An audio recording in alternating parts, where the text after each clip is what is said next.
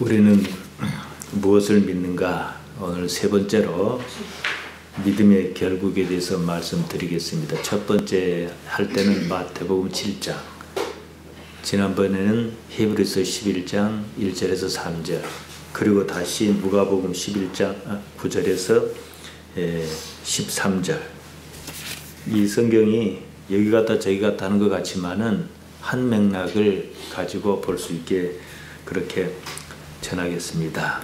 히브리서 11장 1절에서 3절을 우리가 보았습니다. 믿음은 바라는 것의 실상이요 보지 못하는 것의 증거니 선진들이 이로써 증거를 얻었느니라. 믿음으로 모든 세계가 하나님의 말씀으로 지어진 줄을 우리가 아나니 보이는 것은 나타난 것으로 말미암아 것이 아니니라. 믿음은 무엇이다 이건데요. 믿음은 마치 내가 바라는 것이 실제로 나타나는 것처럼 이해하기 쉽습니다. 그러나 전반적인 맥락을 보세요. 3절에 보듯이 해와 달과 별은 우리가 믿어서 생긴 게 아니에요. 생긴 것을 우리가 믿은 겁니다. 그러니까 그 앞서는 제가 원어를 가지고 말씀드렸습니다. 실상이란 말은 휘포시다시스인데 본질이라는 뜻입니다. 실상 곧 본질을 바라는 것이 믿음이다. 내가 원하는 것을 바라는 게 믿음이란 뜻이 아니에요. 본질은 하나님께로 온 것입니다. 그것이 증거라는 겁니다. 증거, 엘레그코스라고 하는데 내적 확신 같은 것이다 말씀드렸습니다. 이로써 선진들이 이로써 증거 또 나옵니다. 히브리서 11장 2절인데 달라요 말이. 에마르티레사. 그래서 이 번역하는 사람들이 좀 조심을 했으면 좋겠어요. 다른 말은 좀 다르게 좀 했으면 좋겠는데 아무튼 거기서는 인정하다 그겁니다. 이제는 하나님께서 모든 만물을, 세계 모든 만물을 말씀으로 지으신 줄을 알겠다라는 거예요. 우리는 하나님께서 해와 달과 별을 만드신 것을 본 적이 없습니다. 어떠한 과학적 증거도 될 수 없습니다. MRT에서 가지고 있지 않습니다. 인정하기 어려워요. 그래서 인정하지 않는 사람이 있잖아요. 보인다고 해서 보는 것이 아닙니다. 실상 곧 본질, 휘포시타시스를 바람으로 엘레그코스 곧 내적 확신이 생기는 겁니다. 본질을 바라다 보니까 하나님으로부터 온 거예요. 본질을 바라다 보니까 내적 확신이 생겼어요. 그래서 증거를 인정할 수 있다 이겁니다. 그것이 믿음이란 말입니다. 이걸 정리하면 이렇습니다. 믿음은 본질을 바라는 것입니다. 본질은 하나님께서 어떻게 하신 거예요. 그러한 본질을 바라며 살 때 나름대로 무슨 내적 확신이 생깁니다. 눈에 보인다고 보는 것이 아닙니다. 그 확신으로 세상을 보니까 무엇을 인정하겠다 이겁니다. 세상 만물이 절로 생기는 것이 아니구나 싶습니다. 하나님께서 해와 달과 별을 만드신 것을 우리는 본 적이 없어요. 증거로 삼을 만한 것도 없습니다. 인생에서 본질, 히포시타시스를 바라며 살았습니다. 그러다 보니까 거기서 어떤 내적 확신, 엘레그코스가 생겼는데요.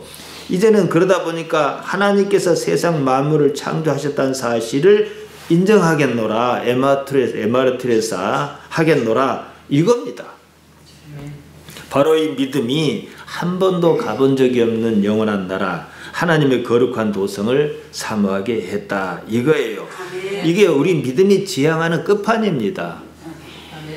이게 안 돼 있는 거예요. 그러니까 이상한 소리가 나오고 시끄럽고 이단에게 휩쓸리고 이런 게 있는 거예요. 우리가 뭐 장담하는 것은 아니겠지만 이단이 여기 와갖고 힘을 쓸 수가 없어요. 왜냐? 우리는 본질을 말하고 있거든요. 신앙은 하나님께로부터는 본질 휘포시타시스를 추구하며 사는 겁니다. 그러다 보니까 나름대로 확신을 얻었습니다. 선진들이 얻었다는 증거, 엘레그코스가 그겁니다. 이것이 하나님께서 만드시고 섭리하고 계시는 세상을 인정하게 한다. 여기서 인정이 두 번째 증거라고 나온 말, 에마르티레스입니다. 우리는 신앙입니다. 인생을 살면서 이처럼 우리 신앙이 무엇인지 근본적인 물음, 본질적인 물음을 놓치지 말아야 합니다. 신앙이란 내 삶의 관계에 계시는 하나님을 발견하고 그것을 증거로 인정하여 증거로 삼아 하나님과 함께 하는 겁니다. 믿음은 하나님께서 창조하신 세상에 대하여 하나님의 주권을 인정하고 받아들이는 겁니다. 방법은 예수님께 있습니다. 십자가로 보여주셨습니다. 예수님께서 왜 십자가를 지셨습니까? 십자가를 어째서 지셔야만 했는가를 생각해야 해요. 방법이 없으셨던 거예요. 십자가라는 현실을 부정하자니 그러면 하나님을 부정하는 거거든요. 우리에게도 마찬가지의 세상의 삶이란 십자가가 있어요. 그걸 부정해버리면 하나님을 부정한 거예요. 왜 자살이라는 것이 나쁘다, 흔히 하는 말로 지옥 간다 그러겠습니까? 삶을 주신 이의 것을 부정해버리면 삶을 주신 그분을 부정하는 것이기 때문에 그런 거예요. 우리 신앙이 무엇인가? 또 믿음은 무엇인가? 우리는 예수님을 믿는다고 어째서 이 야단인가? 교회는 왜 나와야 하며 교회 대물림은 왜 반대하는가?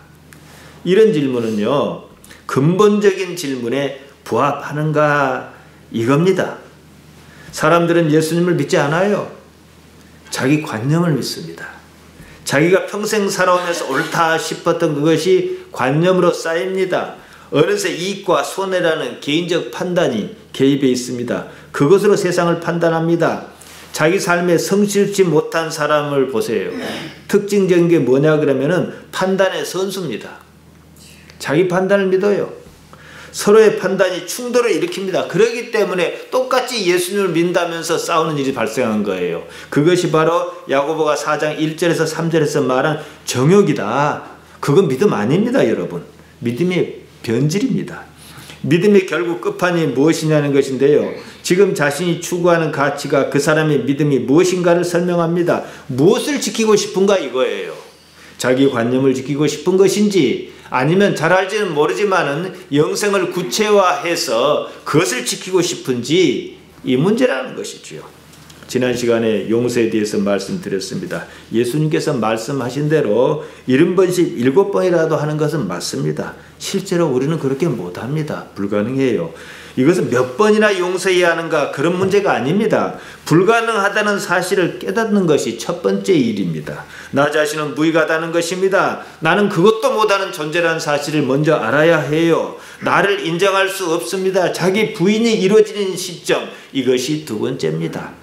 나를 버리지 않고서는 하나님을 발견하여 자신의 경험 세계로 끌어들일 수가 없습니다. 예수님께서는 부자가 천국 들어가느니 약대가 바늘기로 나가는 것이 더 쉽다 그러셨습니다. 다들 놀랐어요. 그러면 누구에게 구원이 있겠는가? 그랬습니다. 예수님께서는 이렇게 답변하셨습니다. 마가복음 10장 27절입니다. 사람으로서는 할 수 없으되 하나님으로서는 그렇지 아니하니 하나님으로서는 다 하실 수 있느니라. 사람이 스스로 할 수 없다는 사실을 먼저 깨달아야 하고 자기를 인정하지 않아야 하고 자기라는 것을 버릴 때 삶의 본질이 보이는다 이 말씀이지요. 하나님으로서 하실 수 있다는 거예요. 용서도 나는 못해요. 그러나 나는 나를 버릴 수는 있어요. 그랬을 때 하나님께서 어떻게 하실 수 있게 우리가 할 수 있게 해 주시는가 그거라는 것이 이게 바로 본질의 문제. 히포스타시스 실상이라 번역한 것이죠. 누가복음 11장 9절입니다. 내가 또 너희에게 이르노니 구하라 그러면 너희에게 주실 것이요 찾으라 그러면 찾을 것이요 문을 두드리라 그러면 너희에게 열릴 것이니 이래 말씀하셨습니다. 지난주에 본대로 마태복음 7장 7절에 나옵니다. 그때 구하라는 말씀은 대상은 율법 스승이고 찾으라는 대상은 함께 율법을 토라를 공부할 동료라 그랬습니다.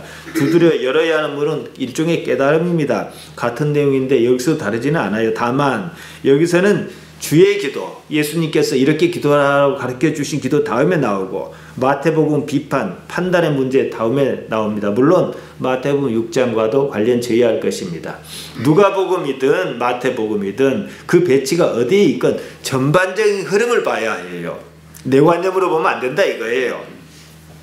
누가복음 10장 13절이 말합니다. 너희가 악할지라도 좋은 것을 자식에게 줄 알거든 하물며 너희 천부께서 구하는 자에게 성령을 주시지 않겠느냐.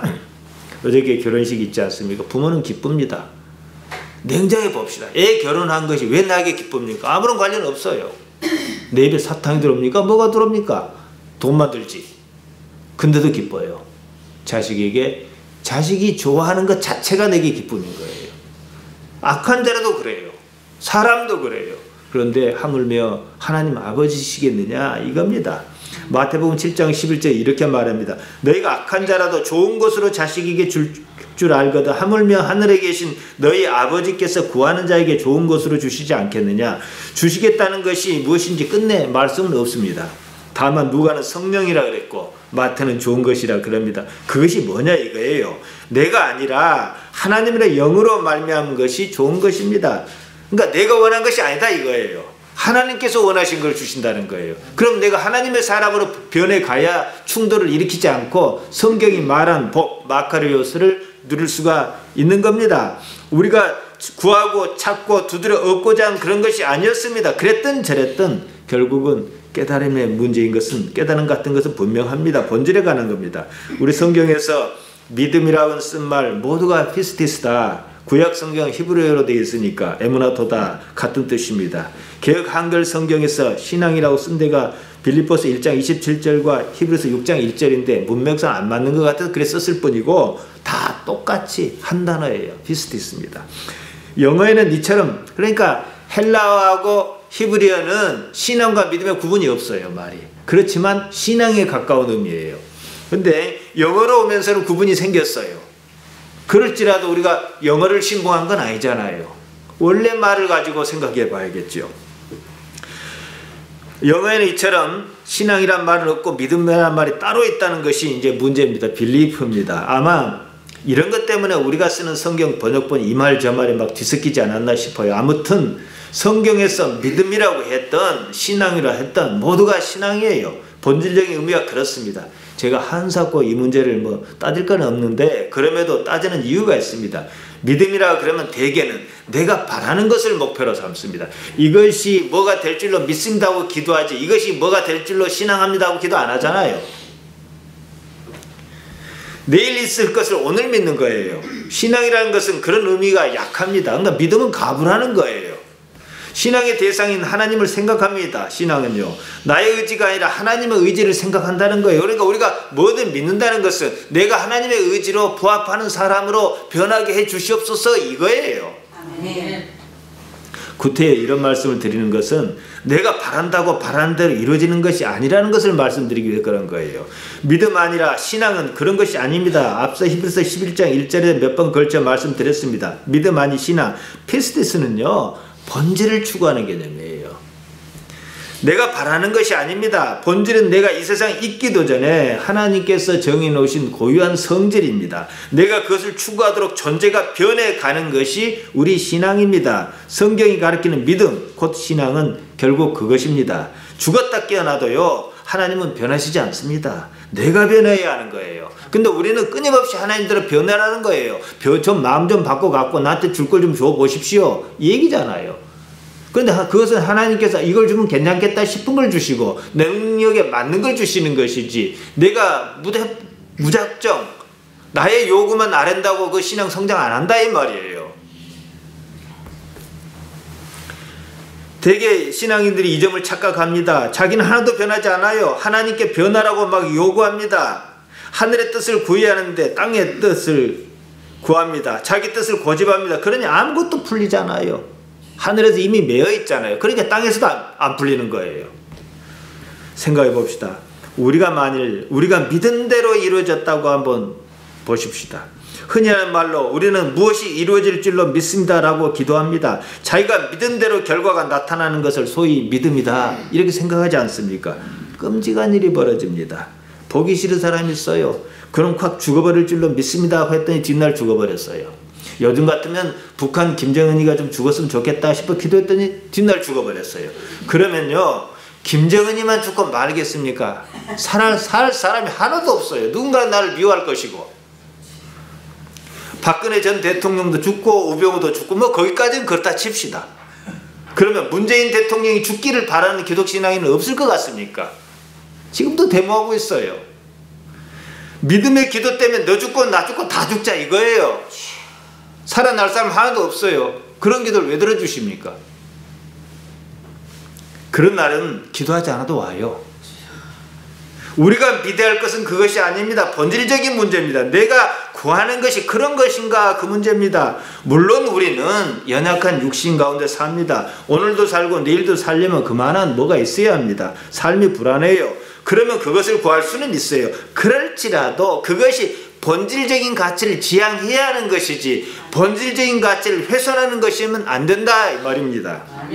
그 때문에 성경은 한사코 기적을 세메이온 표적이라고 말합니다. 표적이 뭐예요? 표시지요.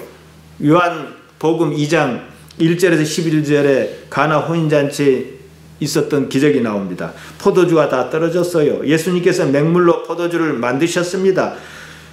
요한은 그 사건을 가지고 이 처음 표적이라고 그랬어요. 세메이온이라는 말을 썼습니다. 무슨 표시라는 거예요? 무슨 표시예요? 하나님의 일을 나타내는 표시. 하나님께서 예수님으로 말미암아 살아 계시다는 표시. 다시 말씀드리면 우리가 뭔가를 우리가 하도 따급하니까 구하는 게 있을 수 있어요. 그런데 그것이 응답이 이루어졌을 때 하나님께서 나를 사랑하신구나, 하나님께서 살아 계신구나 하는 표시여야 한다는 얘기예요. 그 이상의 의무는 없어요. 안 구한다고 안 주면 그 부모 아니에요. 그러지 않아요. 구한다고 다 주면 그것도 부모 아니에요. 사단은 그렇게 할지 모르겠어요. 우리가 예수님을 믿음으로 경험하는 모든 기적은요, 기적에 그쳐서는 곤란해요. 반드시 표적이어야 해요. 기도할 때 이런 자세를 견지해야 합니다. 기도는 우리가 주기도문이라는 그것이 핵심이에요. 하나님의 나라에 대한 것입니다. 우리는 예수님으로 말미암아 하나님을 신앙합니다. 하나님을 신앙한 일이 무엇인지 예수님께서 이 땅에 오셔서 친히 삶으로 보여주셨습니다. 지금도 마찬가지지만 그때 참 불우한 세상이었습니다. 예수님께서는 자신이 몸담고 사신 바로 그 세상이 하나님께서 창조한 세상이요, 하나님께서 통치하고 계시는 나라, 바실레이아, 하나님의 나라라는 것을 인정하셨습니다. 그 세상이 십자가를 요구했어요. 세상의 요구는 하나님의 요구였습니다. 하나님께서는 바로 그 세상의 주인이셨습니다. 이것이 우리 기독신앙이에요. 예수님의 믿음은 하나님께서 바라는 바 그 믿음이었습니다. 이미 어떤 경지에 올라 계셨어요. 우리식으로 말하자면요, 믿어야 할 것만 믿으셨어요. 이게 우리 믿음의 경지입니다. 우리는 많이도 구해보았습니다. 애써 찾아보았습니다. 무엇인가 닳도록 두드려도 보았습니다. 지금도 교회 가면 새벽마다 구하고 찾고 두드리는 소리로 시끄럽습니다. 새벽기도로 세계적으로 부흥한 교회가 있습니다. 그 교회는 목사는 몇 년 전 은퇴했어요. 자신의 영향력을 동원해서 후임 담임 목사 자리를 공석으로 비워뒀다가 이번에 자기 아들에게 대물림했습니다. 뭐 그럴 수도 있고 저럴 수도 있습니다. 문제는 그것이 신앙의 본질적인 가치 때문에 그랬느냐는 거예요. 구태여 그래야만 영원한 세상에 들어갈 수 있다면 그래야지요. 어떤 이는 스데반같이 목숨을 내놓고 영원한 세상을 바란 사람도 있는데 말이에요. 원활한 목회를 위해서 그랬다 그럽니다. 그러면 그들의 하나님은 우리의 하나님과 달라요. 우리가 알기로 우리 하나님께서는 교회뿐만 아니라 세상을 통치하고 계십니다. 세상에서 가장 무능한 목사를 그 교회 담임 목사로 세운다 한들 하나님께서 못하실 리 없다는 것이에요. 이게 우리 신앙 아니겠습니까? 못하신다면 믿을 이유도 없잖아요. 하나님을 믿지 못하겠다 이 말입니다. 믿음은 믿는 주체의 기대가 결과의 관계가 있기 마련입니다. 믿었는데 믿음이 어긋나면 낙심할 것 아니겠습니까? 결과가 기대에 미치지 못하였기 때문입니다. 신앙은 그런 것이 없어요. 신앙은요, 결과와 상관이 없어요. 믿음은 우리의 의지를 반영하지만 신앙은 오로지 하나님께로부터는 은총으로 말미암습니다. 믿음은 믿는 당사자인 나의 의지, 나의 원하는 것이 결과로 나타나야 하지만 신앙은 전적으로 천지의 주관자이신 하나님의 의지에 따른 결과를 받아들이는 것뿐이에요. 나는 이렇게 생각했는데 이 길로 인도하시는 거예요. 아이고 별로 마음에 안 들어요 저한테. 그렇지만 하나님께 여기 뭔가 뜻을 갖고 계시겠지. 그렇게 또 인도하시는 거예요. 그래서 내가 변해가는 거예요. 그 다음부터는 내 생각이 하나님 생각이 되는 거예요. 궁극적으로는요. 십자가를 지는 일은 예수님께서 원하신 일이 아니었습니다. 하나님의 의지인 줄 알고 그것을 받아들이셔야만 하셨습니다. 그것은 이해의 문제가 아니에요. 하나님께서 살아계셔서 천지를 주관하고 계신다는 사실 인식의 문제입니다. 믿음의 문제지요. 다만 하나님께서는 우리가 알고 있는 것보다 우리를 더 잘 알고 계실 뿐만 아니라 우리가 이해하고 있는 것보다도 더 좋은 곳으로 주시는 분이라는 사실을 인정해야 가능한 일입니다. 하나님을 인정해야 하는 거예요. 그게 바로 히브리서 11장 2절에서 증거, 선지자들이 얻어단 증거, 그게 에마르 트레사입니다. 마태복음 7장 11절이 그것을 말해요. 너희가 악한 자라도 좋은 것으로 자식에게 줄 알거든. 하물며 하늘에 계신 너희 아버지께서 구하는 자에게 좋은 것으로 주시지 않겠느냐. 마태복음 6장 32절은 또 이렇게 말씀하십니다. 너희 전부께서 이 모든 것이 너희에게 있어야 할 줄을 아시느니라. 하나님께서 누구시냐 이 문제입니다. 하나님께서 나에게 어떤 분이시냐는 겁니다. 우리는 하나님을 아버지라 부릅니다. 이것이 우리 신앙의 가치입니다. 아버지는 우리가 바라는 것보다 좋은 것으로 주시는 분입니다. 우리가 바라는 것은 우리를 망칠 수 있습니다. 아버지는 우리를 망칠 수 있는 것은 안 주셔요. 우리는 그것도 모르고 무조건 바라는 대로 이루어 달라 합니다. 하나님 아버지께서 주시는 것은 그냥 좋은 거예요. 우리를 망치지 않습니다. 때로는 우리가 바라는 것 이상의 것을 주시기도 합니다. 그러니까 우리 마음에 안 든 일을 실행해야 할 때 우리는 이 일로 하나님께 어떻게 나를 인도하실 건가를 생각하면 신앙인이에요. 그러나 내 마음에 원하지 않는 바로 인도하신다고 싶어요. 그러니까 안 하겠다. 이것은 뭐예요? 믿음 있는 사람일 수는 있어요. 그러나 신앙인은 아니에요. 그런 믿음은 세상에 참 많습니다. 무당불로다가 북치고 깽가르치고 북엎어 놓고 구다는 것은 복받자고 하는 것이지 망하려고 하는 건 아니에요. 그렇지 않겠습니까? 자기가 원하는 것을 이루고 싶어서 그렇게 하는 거예요. 우리는 바라고 성취하는 과정을 반복적으로 경험하면서 하나님을 알아갑니다. 경지에 이르면 내가 바라는 것이 하나님께서 원하신 좋은 것이기도 합니다. 결국은 내가 원하는 것이 아닌 하나님께서 원하시는 것을 이루게 되어 있습니다. 우리 신앙은 그 과정에 놓여 있어요. 이것을 아는 사람이 복이 있습니다. 복 있는 사람이란 그 말이에요. 복 있는 사람은 시편 1편 1절에서 말하는 악인의 꾀를 좇지 않는 사람이 복 있는 사람이 아니에요, 여러분. 하나님을 줬다 보니까 악인의 꾀를 좇을 이유가 없는 사람이에요. 그게 복이 아닌 줄 아니까. 하나님께 모든 것을 건 사람에게는 원수조차도 사랑할 수밖에 없는 현실이 눈앞에 있을 뿐입니다. 사랑 못하면요, 그냥 저는 사랑을 할 능력이 안 되고 받아들이긴 하겠습니다. 그러다 보면은 하나님께서 힘을 주시기도 하겠지만 어느 순간에 사랑하는 경지까지 갈 수는 있는 거예요. 도저히 할 수 없는 말을 하니까, 할 수 없는 말씀 예수님께 하니까 아, 저건 사람이 아니다, 마귀라 잃어버린 거예요. 마귀는요, 옛날부터 여러 사람 잡아 죽였습니다. 하나님께서는 우리 아버지십니다. 우리가 무엇을 해야 하겠습니까? 없어요. 나만 포기하면 돼요. 하나님께서 우리 아버지시고 우리가 그 자녀라는 사실을 인정하고 알아차리는 것이 우리가 할 수 있는 유일한 일입니다. 예수님께서 무엇을 하셨습니까? 무엇을 구하셨습니까? 큰 틀에서 복음서를 다시 한번 보세요. 아무것도 없었어요. 그게 답입니다. 예수님께서는 육신을 위하여 구하신 것이 없었습니다. 요한복음 14장 10절이에요. 나는 아버지 안에 있고 아버지는 내 안에 계신 것을 내가 믿지 아니하느냐. 내가 너희에게 이르는 말이 스스로 하는 것이 아니라 아버지께서 내 안에 계셔 그의 일을 하시는 것이라. 하나님 아버지께서 예수님 안에 계셔서 그 일을 하신다 그러셨어요. 예수님께서 하신 적 없다 이 뜻이에요. 어떻게 보면 나를 버려버리면요, 내 안에 하나님께서 살아계셔서 일하실 것입니다. 그러니 그 일에 좋고 싫음이 어디가 있겠어요. 예수님께는 하나님과 분리가 없으셨습니다. 하나였어요. 엄밀히 말하면 구하고 말고 할 게 따로 없어요. 지금 이 일을 우리들 하라 합니다. 어쩌시겠습니까? 요한복음 14장 12절입니다. 내가 진실로 진실로 너희에게 이르노니 나를 믿는 자 나의 하는 일을 저도 할 것이요 또한 이보다 큰 것도 하리니 이는 내가 아버지께로 갑니다. 예수님이 하신 일을 우리가 한다 그랬어요. 여러분, 우리가 뭐 기적을 일으키고 이 개념은 아니고 부차적이에요. 그런 일이 있을 수도 있겠지만 부차적이에요. 뭡니까? 나를 버리는 거예요. 그래서 하나님께서 나로 말미암아 드러나시는 그 일을 말씀하신 겁니다. 우리는 하나라는 겁니다. 나아가 예수님과 우리도 하나입니다. 성경에서 말하는 사랑은 이런 일체감에 비롯한 용어입니다. 세상은요, 예수님을 버렸습니다. 하지만 예수님께서는 세상을 버리시지 않았습니다. 세상을 감싸 안으셨어요. 모든 것을 있는 그대로 받아들이셨습니다. 왜입니까? 사랑이 많아서요? 핵심은 아니에요. 하나님 때문입니다. 하나님은 거부할 수 없으셨던 거예요. 그것이 십자가입니다. 우리가 그러지 않습니까? 하나님을 거부하지 못하기 때문에 싫어도 나와야 하는 거예요. 또 하나님이 좋기 때문에 좋아서도 나오는 거예요.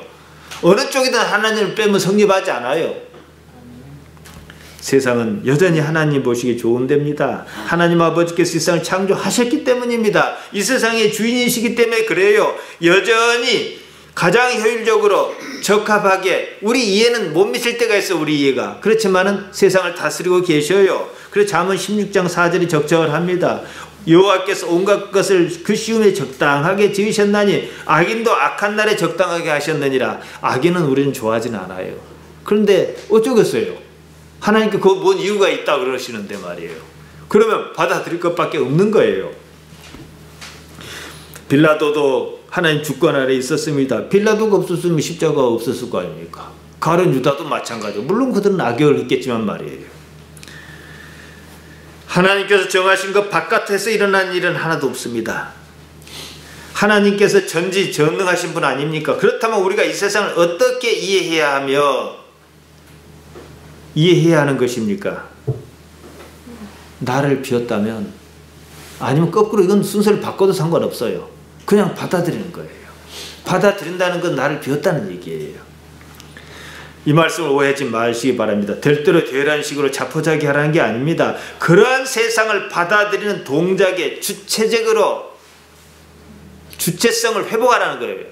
될 대로 되라, 나를, 이게 아니고 적극적으로 나를 비우는 거고, 비우는 주체가 나야 하고 세상을 받아들이는 주체가 나라, 이겁니다. 십자가는 싫습니다. 그래도 하나님께서 그 십자가에 관계하여 계신다는 사실 때문에 감당할 만합니다. 십자가는 감당할 만한 시험입니다. 바울이 고린도전서 10장 13절에서 말했어요. 하나님께서는 감당치 못할 시험을 허락지 않으신다 그랬습니다. 옳습니다. 당장은 이해하기 어렵고 좋지 않게 보일 수 있습니다. 우리는 세상을 상대하는 게 아니에요. 우주 만물을 창조하고 섭리하신 하나님을 상대하는 것입니다. 세상은요, 하나님 것입니다. 하나님께서 세상을 통하여 우리 각자에게 자신의 존재를 드러내십니다. 그리고 우리가 그것을 알아차리기를 원하신다는 사실입니다. 이것이 인생이며 우리 신앙의 가치입니다.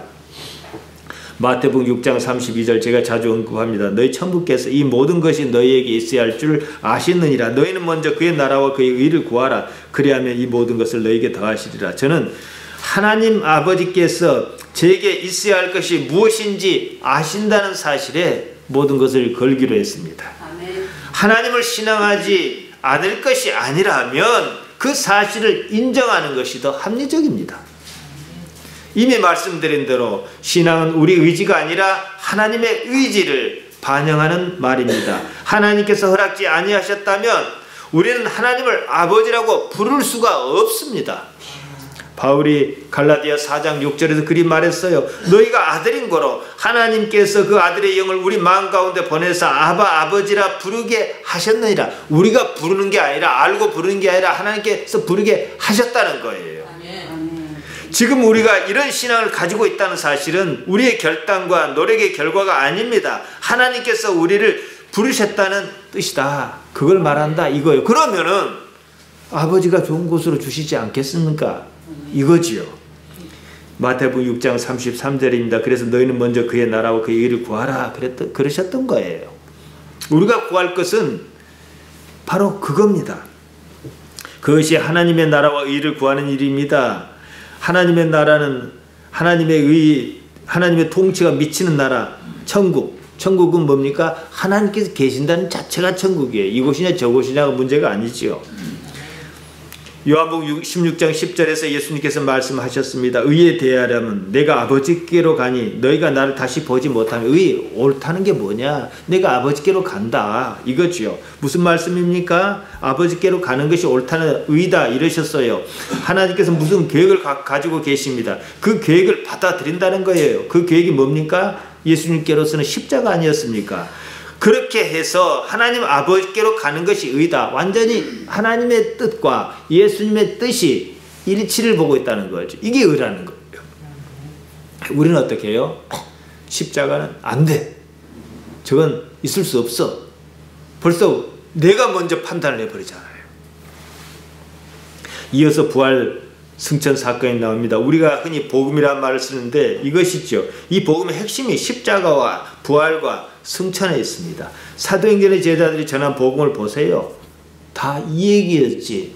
흔히 교회에서 새벽기도마다 하는 거 아니었어요, 여러분. 한번 생각해 보세요.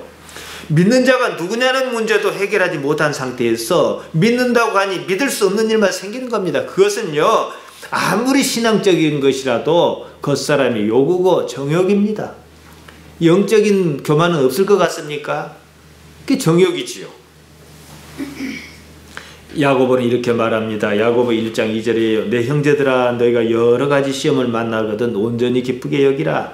시험은 이 세상에 우리 앞에 놓여있는 현실입니다. 그 시험을 온전히 기쁘게 여기라 그럽니다. 이 말씀을 원어로 살핀 적이 있습니다. 모든 기쁨을 가지고 대하라 이 뜻입니다. 싫어해서 피하지 말고 적극적으로 주체적으로 받아들이라는 겁니다. 시험은 세상에 늘 있는 일입니다. 뭐 천국에 시험이 있겠습니까? 시험이 세상이고 세상이 시험입니다. 우리가 시험을 어떻게 여길 것이냐, 그 문제만 남아있을 뿐입니다. 야고보는 모든 기쁨을 가지고 시험과 마주하라고 합니다. 그것이 방법이라 그래요. 예비하신 은총입니다. 어저께인가 그저께인가 휴대폰을 화장실에 떨어뜨려서 유리가 팍 싹해버렸어요. 아이 속이 얼마나 쓰린지 전화해서 물어봤더니 22만 1,000원을 달래요. 그걸 어떻게 그러니까 이미 그래 된 건 못 바꿔요. 그냥 다시는 조심을 해야 되겠다. 다음부터 조심을 해야 되겠다.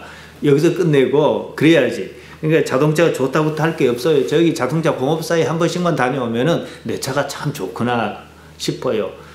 무엇이 좋은 차인지 아십니까? 사고 안 난 차가 좋은 차예요. 인생이 그런 겁니다, 여러분. 그래 놓고 이건 그냥 시험인 거예요. 그 이상은 아니에요. 우리가 겪는 모든 일은 좋든 싫든 하나님께서 창조하신 것으로 이 세상에서 일어나는 일입니다. 우리가 불합리하다고 여기거나 고난이라고 느끼는 일조차도 우리 자신의 판단에 따른 일에 지나지 않습니다. 일종의 견해입니다. 그 판단하는 자는 온전합니까? 알지 않습니까? 그러니 받아들여야 할 것밖에 없습니다. 그것이 우리 신앙이고, 또한 그러한 신앙은 그러한 신앙이 바로 우리가 성경에서 말한 믿음의 원천이라는 거예요. 우리가 그러한 신앙에 충분히 익숙해 있을 때 이제 우리는 믿음의 사람이라 말할 수 있는 거예요. 제가 지난 시간에 아브라함이 아들 이삭을 모리아 땅의 산에서 바치러 가는 그 장면을 설명한 적이 있었습니다. 어떻게 따를 수 있었을까요? 대개는 아브라함의 믿음이 어쩌고 저쩌고 합니다. 다 남의 일은 쉬운 거예요. 근데 우리는 그걸 우리 일로 만드는 능력이 있어야 해요. 아브라함이랑 우리나 똑같은 사람이에요. 다만 아브라함은 자기 삶에서 하나님을 충분히 알아차렸어요. 갈대 땅 우르를 나오자마자 그때는 아들도 없었습니다만은 그때 아들을 바치라 했으면 이해가 안 갔을 거예요. 뭐 지금도 이해는 못하지만 그렇게 할 수가 없었을 거예요. 가나안에 기근 들었다고 애굽에 가서 아내를 빼앗길 줄 알았으면 갔겠습니까? 그러나 많은 일을 겪고 성장했습니다. 생명의 위협과 아내를 빼앗길 뻔했고, 소돔성의 멸망의 조카를 건져냈고, 뭐 등등등 모든 일이. 아브라함과 사라를 보세요. 주변에 누가 있었습니까? 하나님밖에 없었습니다. 물론 나중에는 다메섹에서 데려온 엘리에스라는 종도 물론 있었습니다만은 속을 터놓을 대상은 하나님밖에 없었습니다. 오죽했으면 우리는 멋있어 보여요. 창세기 15장에 밤하늘의 별을 보라 하나님께 바깥으로 이끌어 가셨다 그러는데 심심해서 나갔어요. 우리 식으로 보면. 우리는 하나님께 이끌어 내셨는지 아는지 아브라함 자신과 하나님 말고 우리가 어떻게 합니까? 성경에 기록되어 있다고 알아요? 그러지 않겠습니까? 하나님밖에 없었습니다, 여러분. 고독한 사람이었습니다. 그런 인생에서 하나님은 내게 누구신가? 하나님께서 내 삶에 어떻게 개입해 계신가를 알았습니다. 하나님께서 살아계신다는 사실에 자신의 삶을 던지지 않았다면 아들을 번제로 바치라는 말도 안 되는 소리에 어떻게 응답할 수가 있었겠습니까? 설명은 불가능한 겁니다. 하나님의 말씀을 듣지 않을 방법이 아브라함에게는 없었어요. 예수님께서 십자가를 지지 않을 방법이 없으셨던 것과 마찬가지라는 거예요. 아멘. 방법이 없는 게 믿음이에요, 여러분. 아멘. 삶에 저항하지 마시기 바랍니다. 저항은 고통만 더할 뿐이에요. 가시가 밖에서면 가만히 두고 살살 가다가 의사한테 보여서 폭 빼야지. 그거 건드리면 자꾸 아프고 골마요. 고통은 그것과 같습니다. 우리가 믿건 믿지 못하건 하나님께서는 여전히 그 자리에 계시며 하나님께서 하실 일을 하고 계십니다. 우리가 우리 각자에게 주어지는 길을 우리는 갈 뿐입니다. 우리 각자에게 어떤 길이 있어요. 어떤 길은 부자의 길이고 어떤 길은 가난한 자의 길이고 어떤 길은 건강한 자의 길이고 또 어떤 길은 병든 자의 길입니다. 어떤 길은 권세자의 길이고 어떤 길은 그저 평범하고 밋밋한 길입니다. 우리는 우리 생각으로 어떤 길은 좋은 길이고 어떤 길은 좋지 않은 길이라고 판단합니다. 그 판단에 따라 지금 내 가는 길을 무시할 것이냐 무시하지 않을 것이냐 결정한다는 거예요. 그 판단은 주체는 오르냐는 겁니다. 지금보다 더 좋은 길이 있다고는 생각이 들면은 지금 길을 싫어할 거예요. 그런 길은 없습니다. 수가성의 여인에게 남편이 5이나 있었습니다. 6 있어도 그만, 7 있어도 그만, 없는 남편이에요.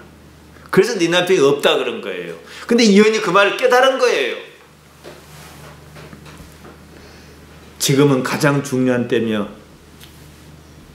지금은 여기는 가장 중요한 곳입니다. 어떤 이에게 지금은 가장 형편없는 때며 여기는 가장 의미 없는 곳입니다. 똑같은 지금 여기입니다. 하나님을 인정하느냐 마느냐는 차이는 지금 여기의 가치를 결정합니다. 하나님께서 나를 우리가 그래요. 남들은 별것 없는데 하나님께 나를 보내셨다는 확신이 있다고 그럽시다. 교회 몇 명 없는데 그러면 지금 여기를 가장 소중하게 여길 거예요. 왜냐? 하나님께서 나를 보내셨으니까. 근데 사람들은 그렇게 생각 안 해요. 사람 수가 적고 내가 대접받지 못하고 여건이 안 좋다는 것으로 인해서 여기를 가치 없다고 생각하는 거예요. 이거 잠깐의 차이지만 상당한 문제 있는 것 아니겠습니까? 스스로 가난하다고 생각한 사람은 부자의 길이 좋은 길이라고 생각합니다. 부자에게는 아무런 문제가 없고 그저 행복할 거라는 자기의 상상력 때문에 그런 거예요. 그 속에 안 들어가면 모르는 거예요. 감옥에 있는 이재용이는 편하겠습니까? 어디까지나 생각입니다. 그 길이 좋은지 어떤지는 하나님만이 아십니다. 같은 여건이라 할지라도 사람마다 각기 다를 수 있어요. 어떤 이는 어떤 음식을 좋아하고 어떤 이는 어떤 음식을 좋아하지 않습니까? 싫어하는 음식을 먹으라면 괴로울 겁니다. 맛있게 했다고 해도 다 달라요. 나무떡이도 큰 법 아니겠습니까? 우리는 우리가 보기에 정의롭지 못하고 전혀 공평하지 못한 현실 속에서 정의와 공평이 있다는 사실을 모릅니다. 그것을 인정하려고 하지 않아요. 사람은요, 이 세상이 정의롭다 정의롭지 않다는 걸 판단할 능력이 없어요. 가지지 못하였다고 느끼는 것은 불행한 일입니다. 모든 것을 다 가져버렸기 때문에 더 이상 가질 것이 없으면 더 불행한 거예요. 그럼에도 사람은 더 불행한 현실을 주실 줄로 믿는다며 악지르고 기도한다는 거예요. 그리고서 그걸 믿음이라 그럽니다. 기도가 무슨 현실 세계를 탈출해서 욕망의 세계로 들어가는 비상구인 줄 압니다. 목표가 생각처럼 잘 안 됩니다. 다른 목표를 찾습니다. 남보다 더 나를 갈망합니다. 어떤 사람들은 예수님 믿었어요. 막 뭔가를 구해서 영적인 능력도 좀 생겼어요. 근데 잘 안 돼요, 이게. 그러니까 뭐예요? 이제는 신앙적 능력을 목표로 삼아요. 그렇다 그러면 이게 세속적인 게 아니겠습니까? 그것도 세속적인 겁니다, 여러분. 저속한 욕망입니다. 그 능력 얻자고 우리가 신앙생활 한 거 아니에요. 우리가 왜 신앙생활 한 줄 아십니까? 하나님을 알아서 영원한 세계로 나아가기 위해서 예수님 믿는 것이지 무슨 은사 얻으려고 믿는 것 아니에요. 그건 도구일 뿐이에요. 우리의 기도에 응답이 없기에 망정이지 믿은 대로 다 가능하였다면 참 감당하기 어려웠을 것입니다. 이런 구조를 믿지 알지 못하면 가졌든 가지지 못했던 그 사람은 계속 부족할 거예요. 부족한 것이 계속 있다는 건 불행한 거예요. 하나님 아버지를 신앙한다면 모든 것을 놓는 연습을 하셔야 돼요. 하나님을 믿고 놓는 겁니다. 믿는다는 조건을 두고 놓으라는 게 아니에요. 그냥 놓는 거예요. 믿고 놓는다는 말 안에는 자기라고 하는 주체의 의지가 담겨 있습니다. 그래서 그냥 놓으라는 거예요. 몸과 마음 모든 것을 풀어버리는 겁니다. 신앙은 우리 스스로 어떻게 해서 가지거나 가질 수 있는 것이 아닙니다. 상식적으로 생각해 보세요. 하나님께서 우리를 택하셨죠. 우리가 하나님 택하지 않았습니다. 우리에게는 그런 능력이 없어요. 하나님께서는 천지와 우주를 창조하셨고 지금 우리가 사는 이 세상을 주관하십니다. 그럼 여러분 중에 아멘 안 할 사람이 누가 있겠어요? 그 하나님께서 어떤 연으로 우리를 부르셨습니다. 이것이 신앙의 시작이고 핵심입니다. 우리가 할 수 있는 것은 그 사실을 인정하는, 그 사실을 인정하는 그거예요. 그러면 우리가 할 수 있는 일은 하나밖에 없어요. 나를 놓는 거예요. 만일 여러분이 여러분 앞에 놓인 현실을 직시하고 여러분 스스로가 좋았던 집을 놓아버리겠다면 어떻게 해야 할까요? 지금 여러분 앞에 놓여있는 그 일만 하는 거예요. 그냥 하는 거예요. 그것이 잘 안 되거든 여러분 주의를 언제나 현재로 돌려놓는 겁니다. 그것이 우리가 언제나 지금 당장 할 수 있는 거예요. 우리가 어제 12시간 걸려서 대전을 갔다가 왔어요. 9시 45분에 출발해서 9시 45분에 도착했어요. 자, 봅시다. 가서 부주 좀 하고 한 30분 뭐 하고 그냥 보고 오고 뭐예요 그게? 그러면은 그러면 갈 이유가 없지요. 이게 넉넉하게 2배 정도 부주하고 나 못 가네 하면 끝이에요. 아무도 안 가요. 돈만 왔고 그거 아니거든요. 그래야 별것도 없어요. 그러나 우리는 그게 모든 것인 것처럼 달라붙는 거예요. 우리가 여기 사는 것도 그래 밭에 똥걸음을 치든 뭘 하든 안 하려면 말고 이것이 나의 모든 거예요. 지금 당장 해야 할 일이에요. 그게 온갖 혼을 쏟는 거예요. 왜냐? 하나님께서 함께 하시니까. 그러면요 여러분이 미처 생각지 못한 놀라운 사실을 경험할 것입니다. 시련이든 고난이든 모든 문제는요 스스로 해결책을 가지고 있습니다. 대개는 어리석게도 시련 밖에서 답을 찾으려고 그래요. 아니에요. 우리가 그렇게 애쓰지 않아도요 하나님께서 해결하십니다. 마태복음 6장 27절에서 예수님께서 말씀하신 대로 어차피 우리가 염려한다 해서 길을 한 잔 더 할 수는 없어. 그건 우리 능력 밖이에요. 그건 하나님께서 그렇게 하시면 감사한 일이고 안 하시면 많은 거예요. 그러면 우리가 받아들여야 할 것밖에 없지 않겠습니까? 삶은 현실입니다. 우리가 자꾸 현실에서 벗어나려고 합니다. 그 현실에 거해야만 합니다. 우리 마음속에 떠오르는 무수한 사연이라는 생각이란 이름으로 이 얘기를 만들어요. 봐도 좋고 안 봐도 그만인 연속극 같습니다. 우리가 모르는 사이에 우리는 그 이야기의 주인공이 되어 있는 거예요. 자주 여러분의 마음을 들여다보세요. 아주 좋은 방법입니다. 기분이 나빠요. 무엇 때문에 기분이 나빴다고 그럽니다. 아니에요. 그렇게 이유를 갖다 붙였을 뿐입니다. 단지 마음에서 일어나는 현상입니다. 기분 나쁜 그 상태를 들여다보고 알아차리는 것만으로도요 상황을 상당히 호전시킬 수 있고 영성적 노력을 더할 수가 있습니다. 변한 건 아무것도 없어요. 자신의 마음이 어떤 상황에 처해 있는지를 알아차리는 겁니다. 고난이든 시련이든 모든 것은 우리가 처한 현실의 구성체입니다. 우리가 그것을 어떻게 대하느냐에 따라 그것이 나를 대한다는 사실이에요. 용서든 무엇이든 그냥 하는 겁니다. 그러다 내가 용서했네 이거예요.